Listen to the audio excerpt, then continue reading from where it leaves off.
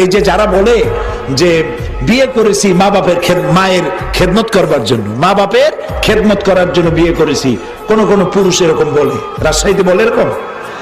এই কথাটি আদৌ ঠিক নয়। আপনার বউর কোনো ঠেকা পড়ে নাই আপনার মা বাপের খেদমত করার। তার জন্য আপনার মা বাপের খেদমত করা আপনার বউয়ের জন্য ফরজ নয়, ওয়াজিব নয়, দায়িত্ব।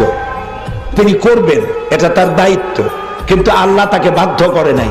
আপনার মা বাপের খেদমত করা পুরা ফরজ দায়িত্ব আপনার নিজের।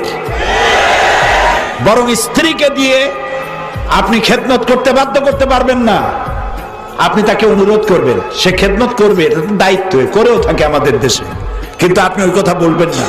বরং স্ত্রীকে এমন একটা ঘর দিবেন যে ঘরে স্ত্রীর পারমিশন ছাড়া অন্য কেউ ঢুকতে পারবে না, এবং প্রয়োজনে সামর্থ্য অনুযায়ী স্ত্রীকে কাজের লোক দিবেন, একটা কাজের মেয়ে যে কাজ করে তাকে সাহায্য করবে, এটাও দেওয়া আপনার দায়িত্ব। ইসলাম এভাবে ন্যায্য অধিকার দিয়েছে। নবী